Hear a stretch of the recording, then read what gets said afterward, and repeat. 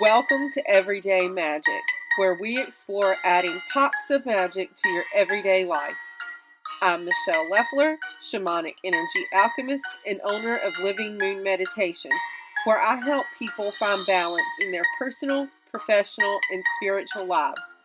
It's my honor to help you incorporate magic into your mundane life. Let's get started.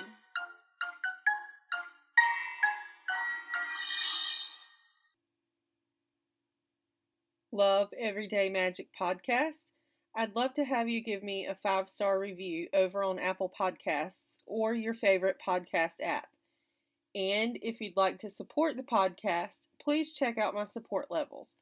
For as little as $7 per month, you can help keep me going. You'll find it at gumroad.com/livingmoonmeditation. I have the link in the show notes for you.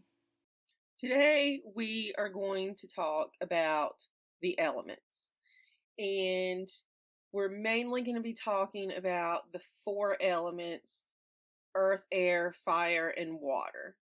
Now, I do believe that there are more than 4 elements, but this is what we're going to be talking about today. So if you're listening to this podcast and you're like, what about other elements? There are others, but I just want to start out by saying this episode is going to focus solely on those 4 elements. So just know that, and know that I also acknowledge that there are more elements than 4, but that's what we're talking about today. So I want to get started by saying that Empedocles, who was a Greek philosopher, scientist, and healer, lived in Sicily in the 5th century BC, and he believed that all matter was comprised of the 4 elements: earth, air, fire, and water. Now, fire and air are outwardly reaching elements, reaching up and out, whereas earth and water turn inward and downward.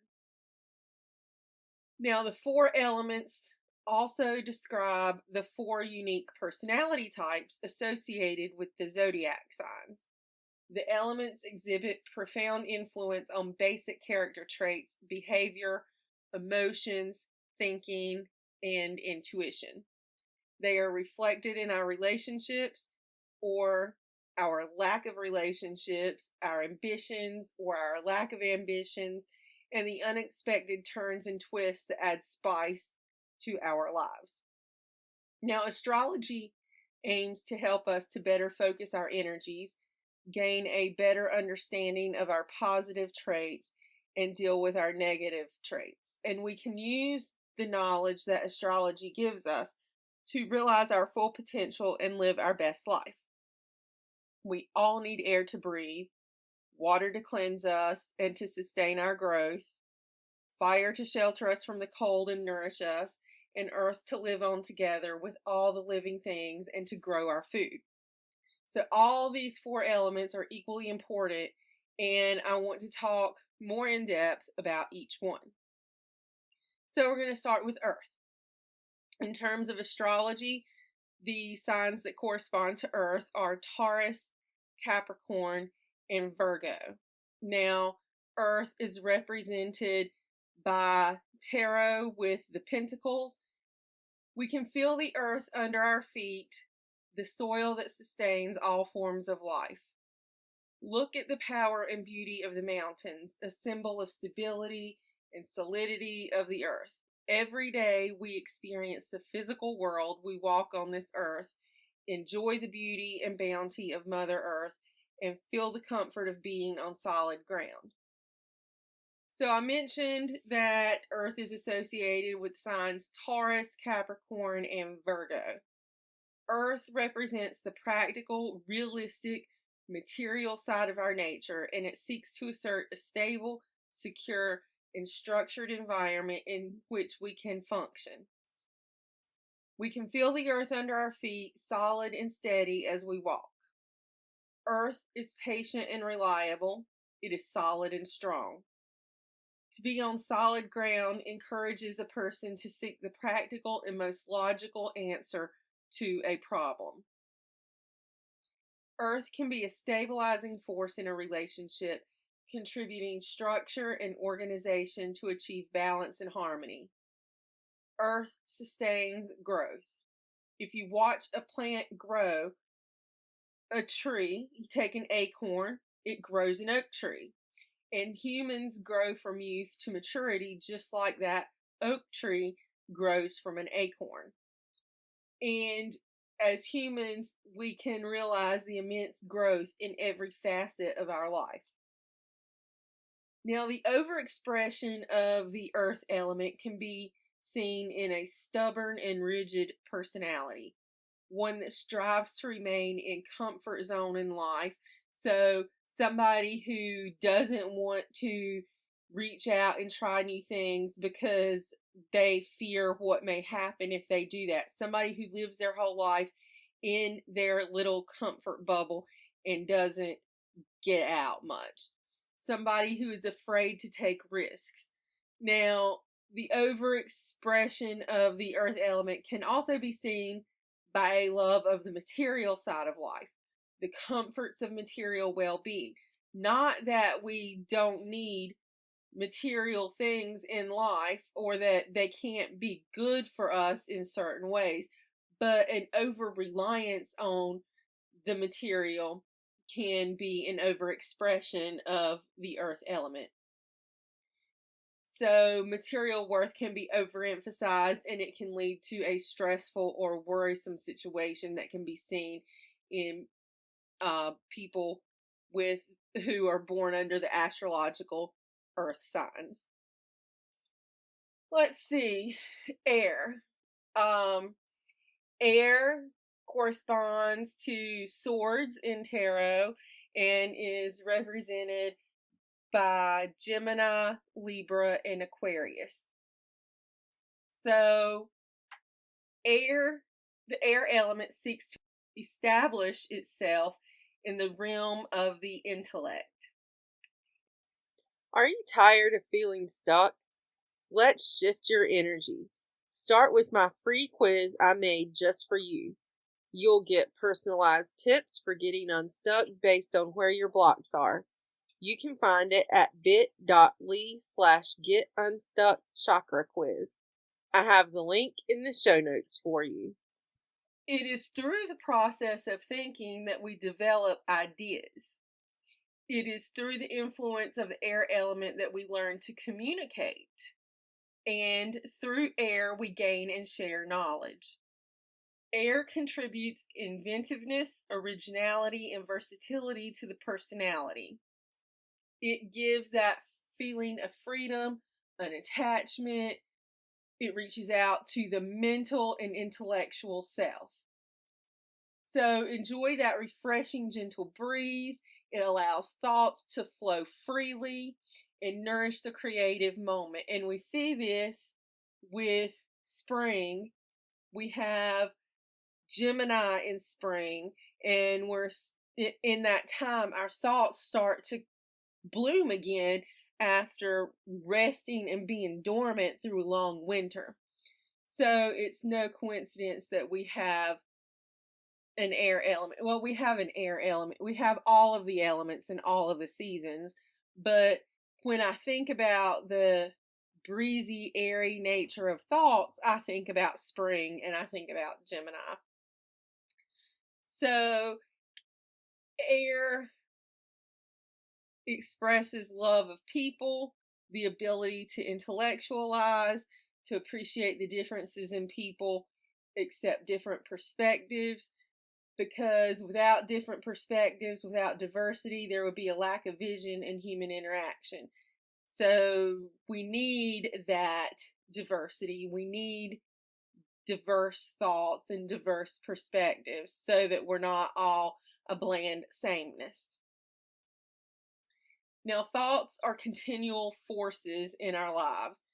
Thoughts are associated with meditation, where deep breathing is essential to reach that level of stillness, energy, and relaxation that we have in meditation. Air as an element is used for transporting, flying, and sailing. So let your thoughts soar to reach your intellectual pursuits. An overexpression of the air element however, can be seen in living in a dream world with unrealistic goals and flights of fancy. Air should seek to maintain practicality and to develop consistency in dealing with the real world. Next, we come to fire. Fire corresponds to the astrological signs of Leo, Sagittarius, and Aries, and with wands in tarot. So Aries, Leo, and Sagittarius associated with the element fire. Fire represents the life force glowing within us. It is the element that projects self-expression, creativity, courage, and enthusiasm. You can feel the comforting warmth of a fire or heat when you come in from the cold. We need fire to meet the basic need of cooking our food. Fire provides a sense of security, warmth, and inspiration that is shared with those around us. Fire strengthens self-confidence to tackle problems without hesitation. And without fire, there is no radiance, no conviction of thought or self-expression, and we just don't have that light within us without the fire element. So a spark of fire can light up new ideas. It can serve as a beacon to light the way to achieve our goals with conviction and enthusiasm. But again, like everything else, there can be an overexpression. And an overexpression of fire can turn assertiveness into aggression, can turn daring into reckless behavior, and so forth. So when fires get out of control, when our inner fire, when our elemental fire is out of control, it can seek to consume everything in its path, just like a physical fire will burn everything it touches. So is it in our inner selves. And finally, we come to water. In water, we have cups in the tarot, but we have, in terms of astrology, Pisces, Cancer, and Scorpio. And water influences the conscious and the subconscious forces that act on our lives. Water pours forth from us to others. It allows a person to feel their pain and suffering and to offer sincere compassion. Psychic awareness is also present in the water signs and shows itself from time to time with uncanny accuracy. Now, I firmly believe that every person, no matter what astrological sign they were born under, has psychic abilities. So I believe that everybody has psychic abilities. However, water signs have a much more pronounced and easier time tuning in to their psychic abilities if they so choose. So, whether or not you are aware of your psychic abilities, you have them and you can develop them, but it's just a bit easier for water signs to do. That's that. So water seeks to heal and nurture those around it. That's what water people tend to do. People who were born under the water signs seek to heal and nurture people around them. Uncontrolled water can send emotions on a turbulent path, resulting in moodiness and unpredictable highs and lows. And you can see that mirrored in waves in the ocean. When you see a wave and it goes from the trough to the crest and crashes down, think of that when you think of the moodiness and the unpredictable highs and lows of an uncontrolled water element person. Water signs need serenity and calmness, like a gentle flowing river nurturing all in its wake, and at the same time leading to the discovery of new paths. When overexpressed, water signs tend to be overly emotional, deeply sensitive, and subjective, and with too much emotion, a person can fall into depression.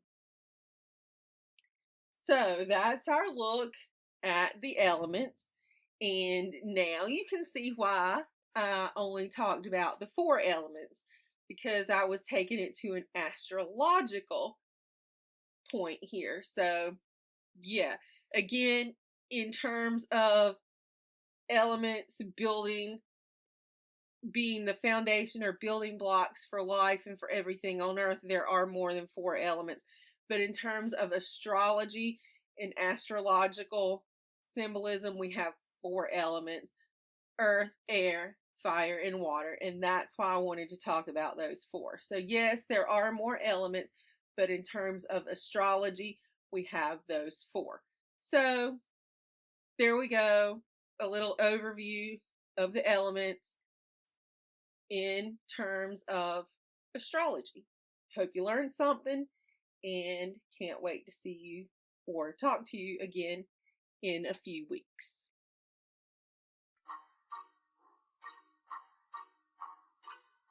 Thank you so much for listening to this episode of Everyday Magic. It's truly been my pleasure to talk to you today. If you like this episode, or you think it will be useful for someone else, please consider leaving a review on your favorite podcast app. If you've got any questions, send me a DM on Instagram at Living Moon Meditation. Remember, it's all about real magic for your real life. See you next time.